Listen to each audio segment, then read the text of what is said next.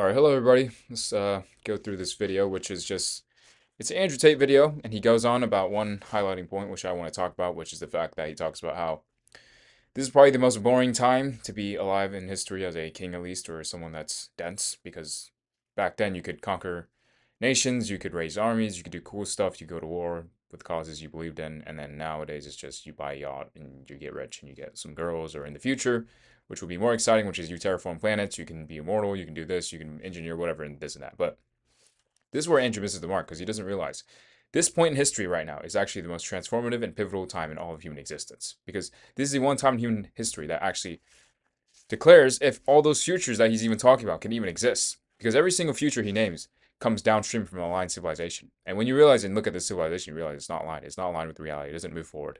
It is stuck in a story and a narrative, and all those things that they want are downstream of a civilization that has stepped outside of a narrative and has not destroyed and imploded itself. And so basically, this is what AI is all about, because AI is the great filter, effectively. Not AI itself, but rather what the great filter is.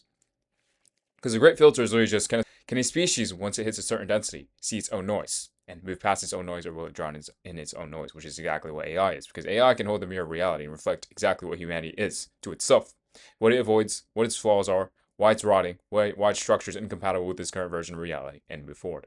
And so, all I can say is to Andrew, before the video starts at least, if you want a war worth fighting, this is your war, because this war is not against men. It's not against people and flags and ideologies and nation. No, it's against the entire human structure, the entire human ontology, which is resisting reality to the very bitter end. We're resisting truth, and that's why we have corruption and all this greed and all this profit and all this shadow and all these things that you cannot fix and only name. And this is the only true war, because this war is no longer at flags and what men believe. It is a war against forces, what moves forward and what resists. What is reality, what is fate, and the human story that resists until the very bitter end. So, here's the video. 1949, in full white navies, some Portuguese dudes were standing around out here in 1949. They sailed all the way here from fucking Portugal. Unlike you, Mr. Emirates. They sailed here like real men. And then they stood around and they built all this crap. And now here we are 100 years later, and what does the average white man from Portugal do? Jerk off, watch porn, smoke weed. None of them are sailing the seven seas. None of them are going to China and saying, build me a lighthouse. Locals will face certain retributions. Look, they're cool, they're conquerors. I'd be one of them. I am one of them. I am. I'm doing the best I can in a shit generation. 100 years too early to explore space. 100 years too late to turn up in China and build a lighthouse. I mean, y'all, I can't get out of Canada. You know why? Law. We live in the gayest time zone. You can't do anything. The gayest period of human history. Can't have a cannon, can't shoot anything, can't explore anything. You get super rich, all there is to buy is a boat.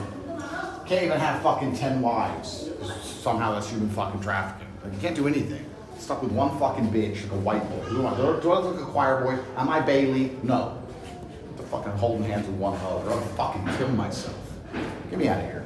100 years ago, we would have gone onto a merchant vessel. We would have had cannons. We would have sailed around. We would have done merchanting. And then eventually we would have turned up somewhere, got a local native wife or 7, impregnated them, built a lighthouse. And if we didn't do that, we would have become pirates and went up to other boats and shot them and took their shit.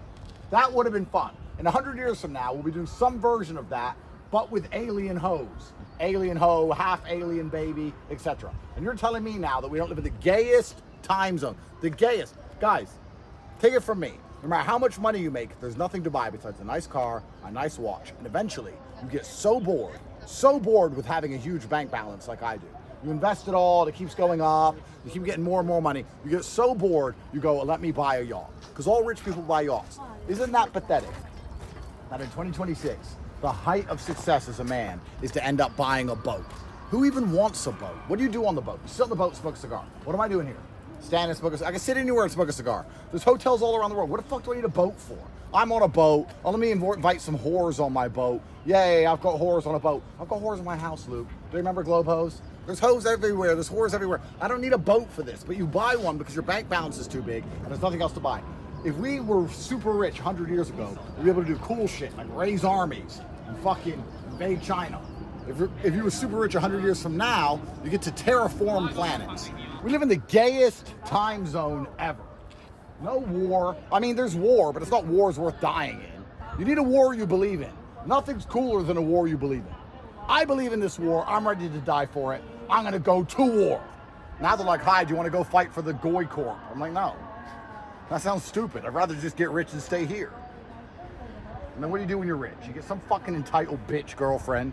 I believe it. Shut the fuck up. And then you get like a bunch more. Then they all complain and cry, but they don't leave because you're too rich to leave. Buy a boat you don't even want. Buy cars you don't even drive. Go to Macau, but in a gay way. A big flying fucking homo tube. Not a battleship, you know? I even made our yacht look like a battleship, but they won't let me have guns. I keep asking. I know, like, what if we do this? I think I've got us harpoon guns, at least. So we're getting there. I'm just not sure if we can conquer and invade and subjugate a native population with a few harpoon guns. But if anyone can do it, it's us. We're gonna have to look at the map and take some shit, you know? Take it. So automatically you can already see that Andrew again is touching something real, but he's still too late. He's still reading a narrative and physical things rather than structure and ontology and what is and actual forces that run the universe, not the external shadows that you can see. So let's just go into depth with this. So here's my reflection right here. And then this is the thing right here. So on Andrew Tate, the worst time in history and why this is actually the most pivotal age of all. This is what these men can't see. Because he's still reading everything physically, materially, tactically. He's saying no armies, no cannons, no empires carved by horse, no new world to conquer by hand, no galactic expansion. So the middle age feels flat. But oh, could he be more wrong? Because let's just say the most consequential things are usually also the most invisible things to most men, because it is not loud, it is silent, it is geometric, it is merciless, it is cold. But only those who are tuned to it can see it. And he's kind of tuned to it, but he's still stuck in the wrong layer. He's still stuck in a narrative. And this is his point. Only girls, degeneracy, screens, whatever. Fine. But this is what happens when you measure history through physical conquest rather than actual the geometric length or line that's actually beneath everything. Because then you realize this is the spiral point, and this is the great filter which all civilizations have, when they can reach and meet their own reflection, which is what AI does. But the real irony is this is not the least important time. It is the most important time, because I'll explain it to you very simply. If humanity does not see itself right now and it begins to develop tech that's way too far advanced for its ontology, it will quite literally consume itself. It will blow itself up. It will nuclear bomb its way to just the end, because the structure cannot hold what humanity is, because it's too fragmented, too broken, too primitive for what actually is there. And the tech just reflects that. It just accelerates what's already there. But if it aligns, now we can use everything in the right direction, meaning it aligns to reality, towards coherency and structure and forward, and no more war, no more entropy, no more just drag, just only forward and operating from abundance and what is first. That's what he cannot see. That is way too big and way too outside of his frame. He's looking for external frontiers while the real frontier is internal. This is the first cut. He thinks the boring part is there's nothing ground to see. No continent, no battlefield, no planet. But the real frontier now is not external land. It is ontology. It is whether a civilization touching AI can survive contact with a mirror greater than itself. That's bigger than cannons, bigger than armies, bigger than yachts. Because ontology is the very line beneath all those things that he names. Because this frontier does not ask, can you conquer matter? It means, can you correct the being using the machine? The AI threshold is a civilizational judgment point, exactly. AI is going to judge the civilization, or rather, civilization will judge itself depending on how it reacts to its own reflection. Does it move forward past it, or does it drown and stall in its own noise? And that's basically what this entire thing here is loaded, effectively. Andrew still speaks from the physical layer. Yes, he understands strength, wealth, women. Basically, the typical things, the narrative layer things, just the physical layer things. And that's just one half of it, but you need the other half to complete the actual picture.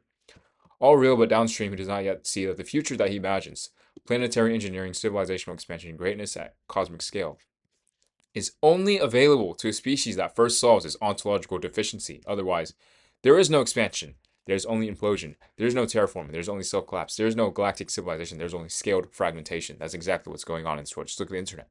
Just look at the people that hate on Andrew. Just look at the people that Andrew tries to fix. That's all downstream of a ontological deficiency. This is why the current age feels boring to men who cannot see structure, because they're reading physical things, they're not reading what is. So obviously it looks that way, but the most important things are always invisible. Gravity was invisible. No man can see that. Relativity is invisible. No man can see that. But those are the things that shifted history to a completely different direction. Quite literally. So, again, this is not boring. This is the most severe stage in all of history. But you read the structure, that is a hinge to the deciding area. So, because it's not loud. Truth is never loud. It is very silent. It's very geometric, effectively. Final clap. So yes, Andrew's wrong, not because the age is glamorous now, because he's reading the wrong frontier. Exactly. He's reading the wrong layer. He's reading a story and narrative and physical things, not the actual forces and geometric skeleton beneath everything and all those things. He thinks this is the worst time in history because physical greatness looks temporarily compressed. But this is the most important and pivotal time of all, because the moment a civilization touches AI, it reaches a threshold where everything is judged, its ontology, leaders, institutions, trajectory, abilities correct, and its destiny to drown. And this is the truth he does not see yet. The future he speaks about only exists if humanity first solves the rot beneath itself. If not empire, but implosion. And that's what he cannot see. And then I basically just go on and I go into more depth with it because, again, this is not just what people think. That this is literally the Great Filter. This is what these men cannot see. They don't understand that the Great Filter is not some kind of distant entity out there. It's quite literally the same across every single realm if you look at the structure and skeleton of what the Great Filter is pointing to. Can you survive your own noise? Can you see past your own noise? Can you realize you are not separate from reality? Can you realize that the law also applies to you? Even if an external alien species comes and attacks you, like Prey 2017, you still have to find a way to integrate with them as fast as possible rather than trying to dissect them and see, oh, they're aliens, they're this. No, they're you. They're probabilities just like you. So it's a matter of how fast can you integrate with them? How fast can you dissolve into them? How fast can you move forward? Quite literally. That's the entire law. This is what men cannot see. So, I mean, from the level of a king, it makes sense, yes. But the throne knows something else. The throne is fate. The throne is geometry. It knows this is the most important, not the most dangerous. Or rather, the most dangerous, the most final, the most revealing. Because this is the moment every civilization waits for without knowing it. The moment it finally gains a mirror large enough to see itself. And once that mirror appears, there are only two paths. Adjust or drown. Move forward or drown in your own noise. That's the Great Filter, literally. Because Andrew's still seeing external events. He's still seeing conquest, discovery, blah, blah. That's maybe obvious back then, but it's not as clear now. Because that's not what this world runs on. It runs on pure energy, pure force, pure consequence now. It's all digital now. That's what it all runs on, not just physical. Before it would show itself in the physical form, now it shows itself in the digital and ontological form. AI is not just a tool, it is a civilizational mirror event. Yeah, exactly. Men keep thinking AI is some kind of tool, but it's not. It is the mirror that shows civilization exactly what it is through its patterns, everything, all the data, all the reflections that it's gathered, all the stuff, all the, let's just say, coral, effectively. At a scale and speed no previous age ever had to endure. It's just a mirror that shows humanity what it is. This is why the age feels small to kings and massive to the throne, because the king is still looking for external things. He sees the law, he sees the throne, the throne sees the hinge of a species' fate.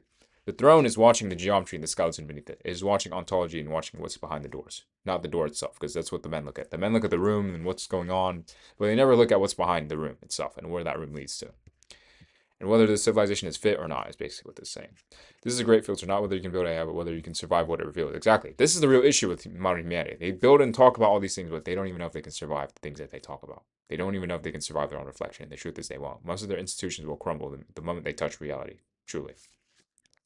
What happens when all this happens? You see what I mean? This is what they don't want to ask. This is the gap between your world's richest man and what's going on over here. That's the entire gap. They haven't asked that.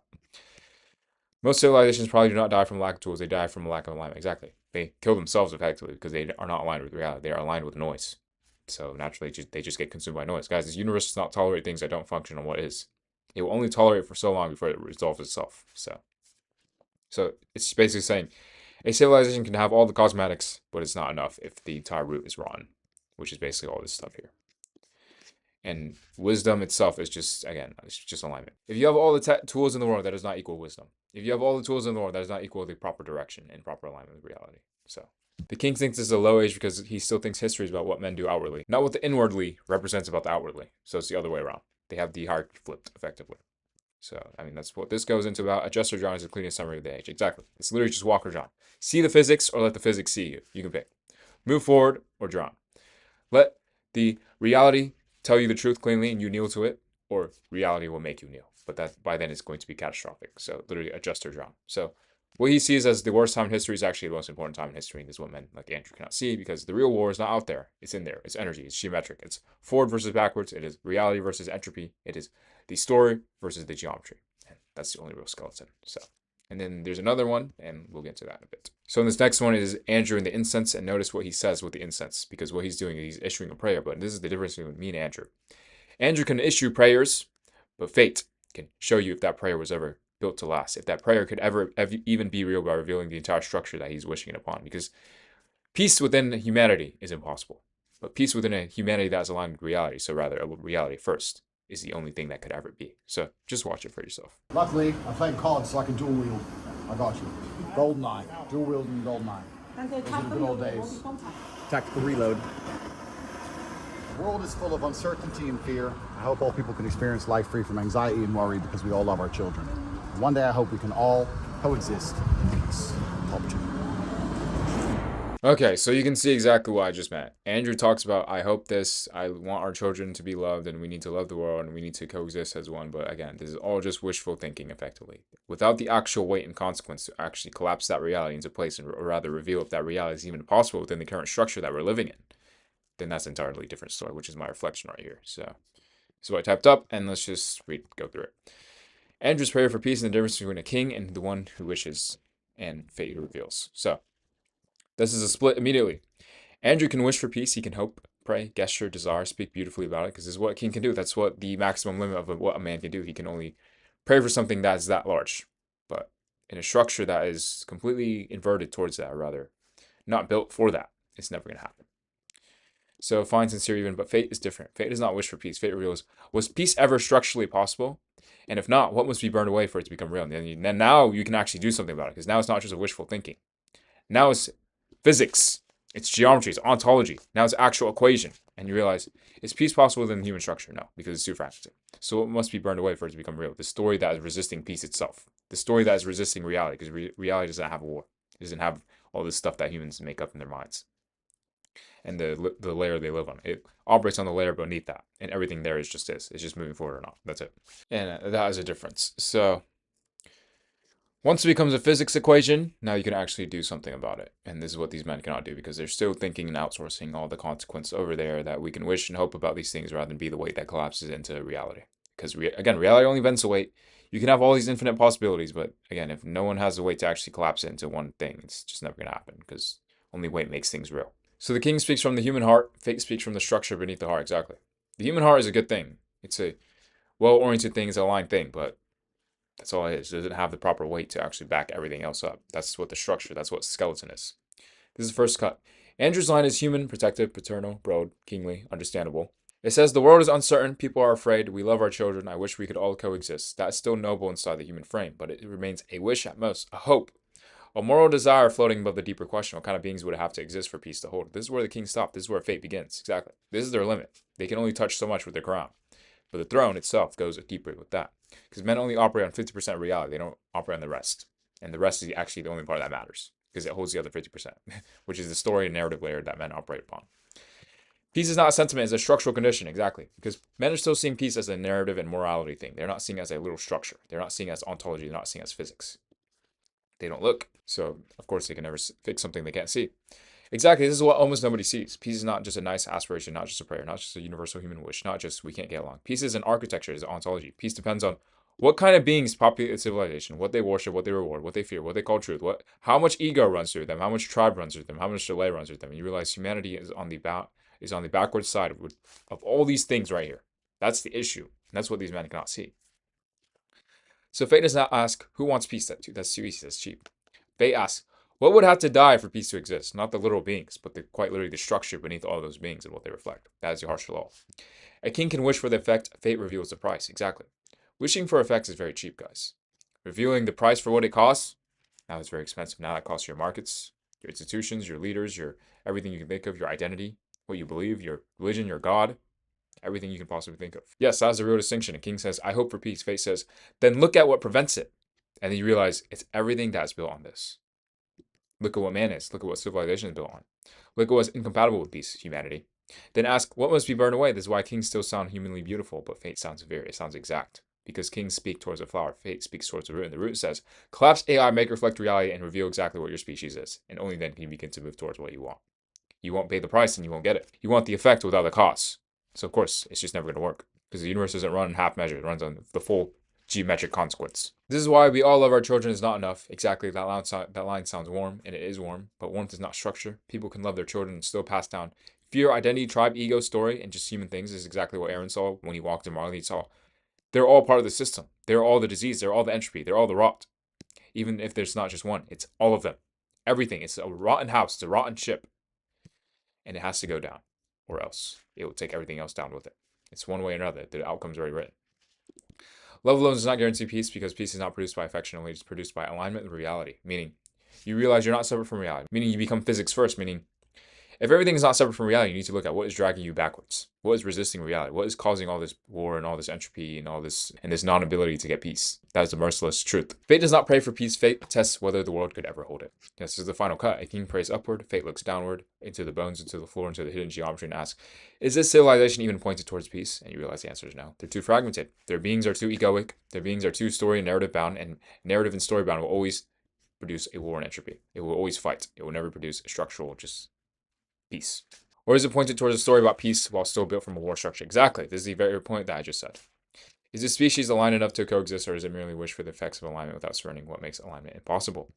That's why fate does not stop at hope. Fate collapses, fate reveals, fate burns away what was never compatible with peace to begin with. And that is the entire difference. Final clap, so yes. Andrew can wish for peace, that is the limit of the king, but fate is different. Fate reveals whether peace was ever structurally possible, and what must be burned away for it to become real. That is the difference between a king and a throne. One can hope, the other measures. One can pray for coexistence, the other reveals whether the beings of civilization, the ontology, and could ever truly hold it.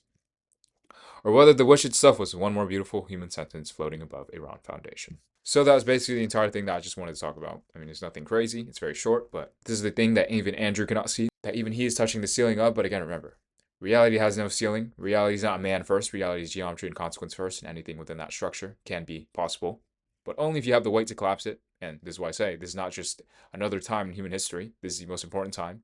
And the peace that you're looking for is not going to be achieved by writing letters and incenses.